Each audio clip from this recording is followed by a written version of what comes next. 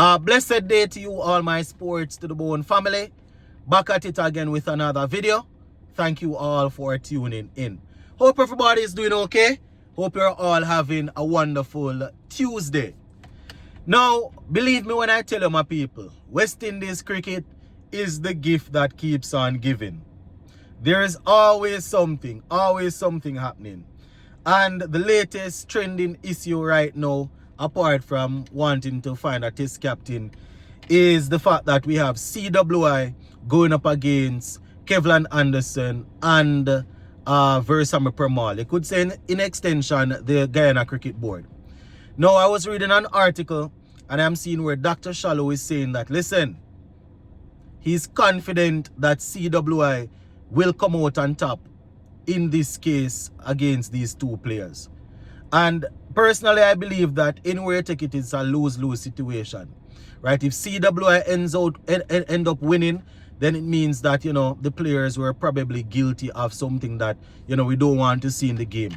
And if the players end up winning that case, then it would mean that probably their reputation was put out there and in a bad way. You understand? They were put out there in a bad light, and damage, you can say, boy, damages were done to their reputation and things. So, you know, it's a lose-lose situation.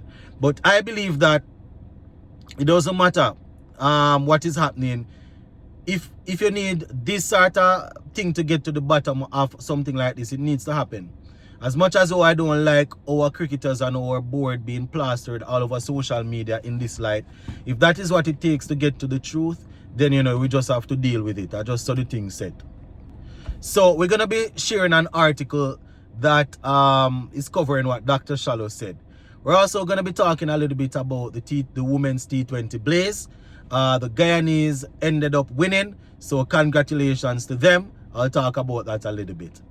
All right, so this article I'm taking from the Guyana Chronicle, and the headline says, Dr. Shallow confident that CWI will come out victorious in ball tampering case. So it says, President of Cricket West Indies, Dr. Kishore Shallow, is not fazed by the recent move by Guyana Harpy Eagles players Permaul and Anderson to take them to court over ball tampering charges. Now, last month, the DO filed an application in the High Court of Guyana seeking to clear their name after they were hit with level 2 breaches of CWI's Code of Conduct in their final round of contests against Trinidad and Tobago Red Force in the recently concluded West Indies Championship, right? Let's go down into it some more. So they say they have received the full backing of the Guyana Cricket Board, GCB, which heavily criticized the actions of the umpires and match referee involved. However, speaking during an interview, Dr. Shallow said he believed CWI had a strong case. So this is Shallow now, and I quote, "From CWI's perspective on this particular matter, we believe it is done and dusted, in that the players accepted the responsibility after the charges were laid against them. They signed and we moved on." End quote for now. That is what I was saying, my people, that the players accepted the charges, signed, and they moved on, right? That is what I was saying until we heard a counter case that they were basically forced into signing without certain due process. So, you know, I don't know the intricacies of all of them sort of things. So I cannot speak as if I am qualified and things like that to go down into details. So I was looking at it at face value and saying, listen, they accepted the charges. They said that they were guilty. They accepted whatever CW defines, and they decided to move on. But know that they are saying that, boy, you know, the process wasn't followed correctly. You know, we're getting into some more technical stuff. So I will allow the people that are educated in this sort of thing to talk about it. Right? So Shallow went on to say, at this point, we are proceeding with what is before us in black and white, which is that the players signed, and until we see something different, something in writing from the players, then we will not change our position. But for right now, until we see something signed from the players, then we will change our position. But for right now, we have accepted the position of the players, which is that they accepted the charges and the penalties. End quote for now. Very, very interesting, my viewers and subscribers. Very, very interesting.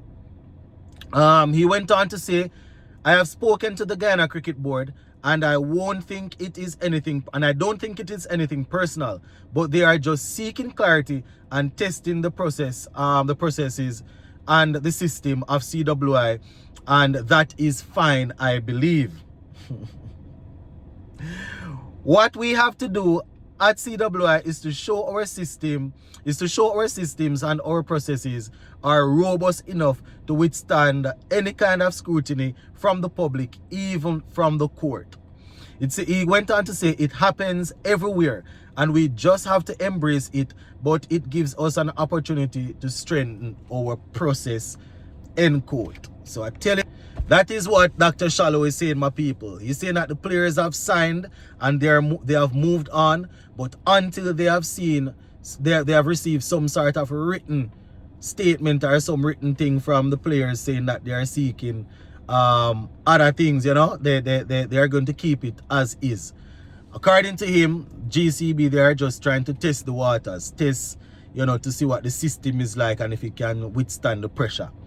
So, you know, I want it to be over and done with quickly, but I want the right result. You understand? I want the right result to come forth.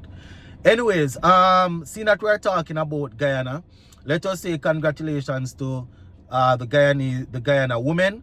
They won the T20 Blaze. You know, it was actually super over.